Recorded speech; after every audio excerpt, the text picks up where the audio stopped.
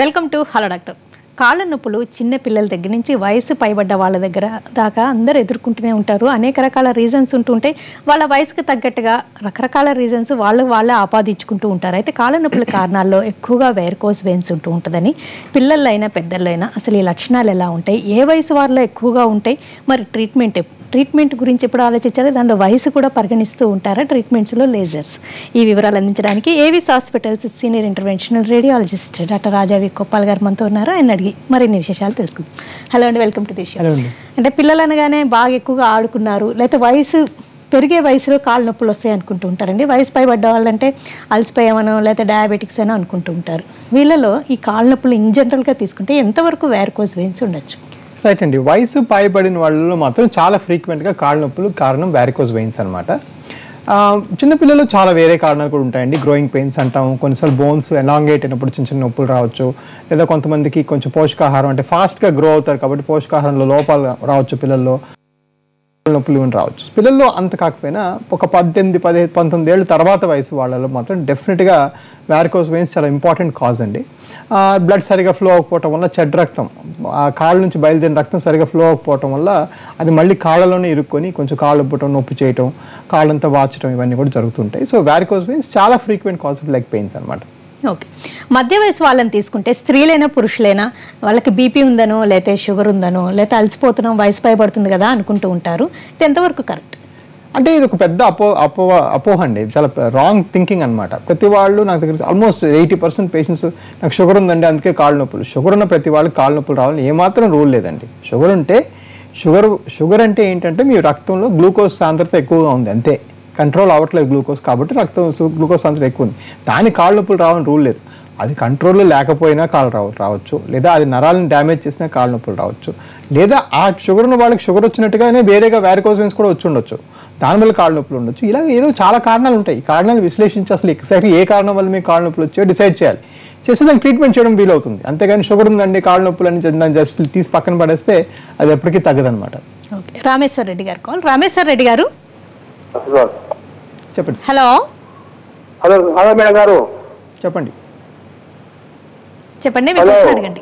రామేశ్వర్ రెడ్డి గారు మీ క్వశ్చన్ అడగండి, డాక్టర్ గారు వింటున్నారు. చెప్పండి మేడం. మీ క్వశ్చన్ అడగండి రామేశ్వర్ రెడ్డి గారు. అవును సార్, ఇక మేడం గారు కాళ్ళ నొప్పులు జీవం ఉండడానికి ఇద్దరు కూడా రావడం లేదు మేడం. సరే, రామేశ్వర రెడ్డి గారికి కాళ్ళ నొప్పులు ఉన్నాయటండి. బేసిక్గా కాళ్ళ నొప్పులకి ఇందాక ఇంకో వ్యూవర్ గారికి చెప్తుండగా చాలా కారణాలు ఉంటాయి.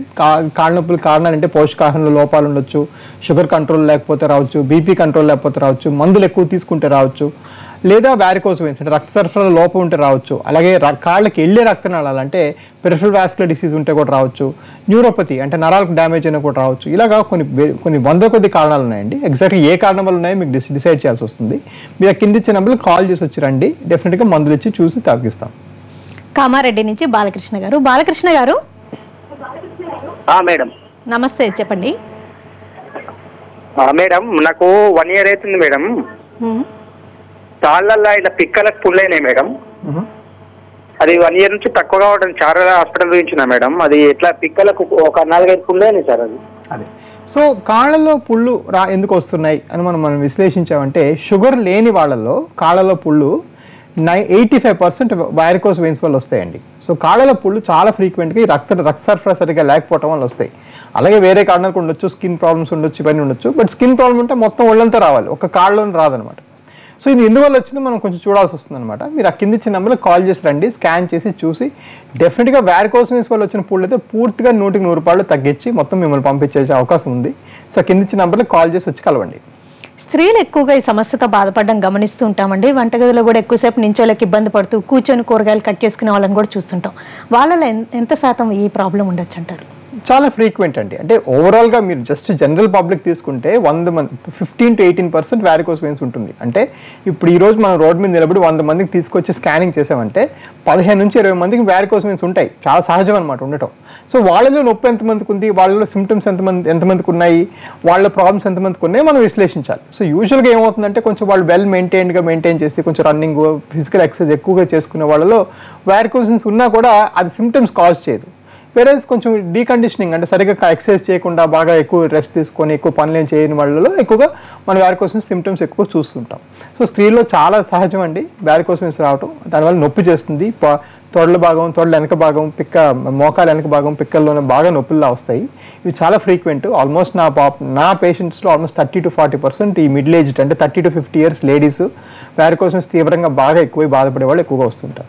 పరమేశ్వరరావు గారు, హలో.